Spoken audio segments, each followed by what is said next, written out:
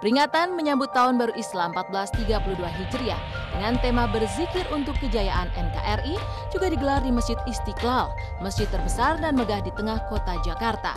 Dihadiri Menteri Agama Republik Indonesia Bapak Haji Surya Dharma Ali dengan pemimpin zikir Ustadz Haji Haryono. Acara ini digelar pada siang hari menjelang dilaksanakannya sholat Jumat. Melalui acara ini pula diharapkan masyarakat mendapatkan ketenangan hati dalam menghadapi banyaknya cobaan berupa bencana alam.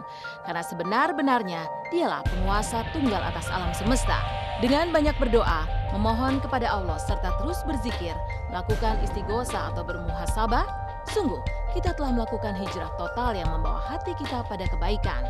Para pemimpin tanah air semoga saja mendapatkan berkahnya, amanah dalam menjalankan tugas, serta diberi kekuatan lahir batin dalam memimpin.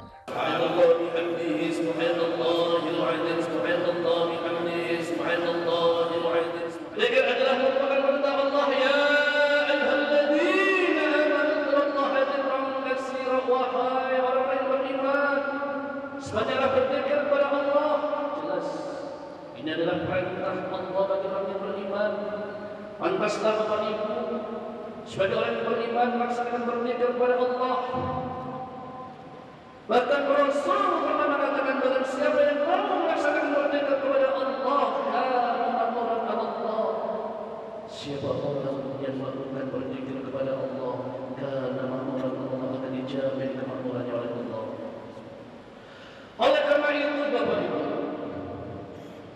para hadirin, para jamaah zikir akan meraup prioritas yang sangat mahal dari Allah. Apa itu? Inna Abu astajabahum. Inna Abu astajabahum. Kalau mereka meminta kepada Allah akan dikabulkan oleh Allah. Wa in istaghfaru farallahu lahum. Kalau mereka meminta ampun akan diampuni oleh Allah Subhanahu wa taala. Mari Bapak Ibu kita bertabaruk, kita ambil berkah dari negeri ini, agar seluruh hajat-hajat kita dikabulkan oleh Allah, agar kita diberikan ketentraman, masyarakat kita, bahkan negara kita tentunya. Amin ya rabbal alamin. Bapak Ibu yang dirahmati Allah Subhanahu wa taala, kelompok berzikir akan diangkat derajat oleh Allah. Tidak ada manusia yang pangkat dan derajatnya yang paling tinggi di hadapan Allah daripada mereka yang menghadiri majlis berzikir. Karena Rasul pernah mengatakan, barang siapa yang mau melaksanakan berzikir kepada Allah, yarfa'allahu darajatahu fil jannah, dan diangkat derajatnya di surga Allah Subhanahu wa taala. Ibu yang dirahmati Allah Subhanahu wa taala, zikir akan dapat menyelamatkan orang-orang yang berbuat terutama dari kezaliman. Sebagaimana apabila banyak kezaliman di negeri kita, makin banyak akan dapat musibah-musibah yang dialami oleh negeri kita. Oleh karena itu Bapak Ibu, Rasul mengatakan, apabila ada seorang yang berbuat zalim, cegahlah. Para sahabat menanya, ya Rasul, bagaimana cara mencegah zalim? Rasul mengatakan, apabila ada orang yang berbuat zalim, maka cegahlah. Yang pertama, al-afwa amman zalama. Berikanlah maaf kepada orang yang telah menzalimi dirimu.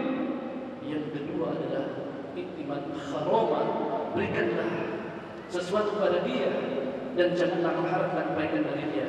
Dan yang ketiga, silman qata'ah, sambunglah silaturahmimu pada orang yang telah menzalimi dirimu. Oleh karena itu Bapak Ibu, zikir akan dapat menjauhkan kita dari perbuatan yang zalim. Sebagaimana perbuatan zalim akan menjadikan orang yang celaka di akhirat maupun di dunia dan di akhirat.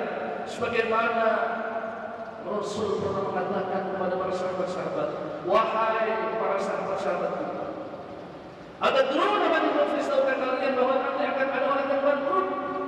Ya Rasul, aku tahu bahwa akan bangkrut. Orang yang akan bangkrut nanti akan ada bahwa orang yang memiliki uang yang banyak juga akan berdagang lalu rugi, dan dia menyangkutkan dan dia tidak bisa membayarnya. Itu adalah orang yang bangkrut. Rasul mengatakan bahwa tidak, bahwa itu akan orang akan bangkrut di dunia, nanti akan ada orang yang bangkrut di akhirat. Para sahabat menangis. Para sahabat menangis, ya Rasul, tunjukkan apa yang namanya bangkrut di akhirat nanti. Rasul menjawab, ada orang yang datang membawa pahala haji, ada orang yang datang membawa pahala kebaikannya, ada orang yang datang membawa pahala sedekahnya. Tapi dia datang sayang, dia sering menjelekan seseorang. Tapi dia datang sayang, dia datang selalu menfitnah seseorang. Akhirnya pahala orang yang selalu menfitnah itu diberikan kepada orang yang selalu difitnah itu. Pahala orang itu diberikan kepada orang yang selalu disakiti itu. Akhirnya pahala dia habis, dia dilemparkan kepada Allah Subhanahu wa taala. Lalu sahabat bertanya, ya Rasul, itu orang yang datang bawa pahala, bagaimana kalau orang itu datang bawa dosa? Dosa orang itu akan dilipat gandakan kepada orang yang selalu menfitnah itu. Akhirnya orang itu dilemparkan kepada Allah Subhanahu wa taala. Mari Bapak Ibu, dengan kita berdoa dan bergejolak agar kita dijaga dari segala kezaliman. Masih ada sebuah hadis yang menyatakan, ketika di zaman Rasul, ada sebuah hadis yang menyatakan bahwa Rasul pernah dipersembahkan oleh malaikat Jibril bahwa si fulan di depan itu adalah menjadi ahli surga. Para sahabat bertanya, ya Rasul, si fulan yang duduk yang sholatnya di pojok itu adalah menjadi ahli surga. Bagaimana rahasianya ya Rasul? Selidikilah orang itu apa yang menjadi dia ahli surga. Akhirnya diselidiki sampai 3 hari orang itu tidak pernah menjalankan sesuatu yang istimewa, dia hanya menjalankan sholat seperti biasa. Akhirnya dia datang lagi Rasul, ya Rasul, aku telah menyelidiki orang itu, dia tidak pernah menjalankan apa-apa, dia hanya menjalankan sholat seperti aku biasa. Oh tidak, sebenarnya ada rahasia yang tidak kita ketahui. Apa ya Rasul? Tanya sama yang bersangkutan. Setelah ditanya sebulan, apa rahasianya yang tahu adalah dituntut sebagai ahli surga? Sebulan mengatakan, aku tidak pernah punya rahasia apa-apa, aku hanya selalu berdoa. Tunjukkan doanya apa? Ya Allah, apabila ada hamba-hambamu yang menyakiti dirimu, apabila ada hamba-hambamu yang selalu menfitnah pada dirimu, demikian kemudian ya Allah, maka akan maafkan orang itu ya Allah. Sebaliknya ya Allah, apabila ada hamba-hambamu yang aku sakiti ya Allah, apabila ada hamba-hambamu yang aku fitnah ya Allah, janganlah kau ambil nyawa seluruh aku dapat meminta maaf kepadanya ya Allah. Hanya itu doanya Bapak Ibu. Dia ditunjuk oleh Rasul, dibisiki oleh malaikat Jibril bahwa dia adalah ahli surga. Mudah-mudahan Bapak Ibu kita hadir dalam berzikir ini, kita memperoleh berkah dan dijauhkan dari segala kezaliman. Amin ya rabbal alamin.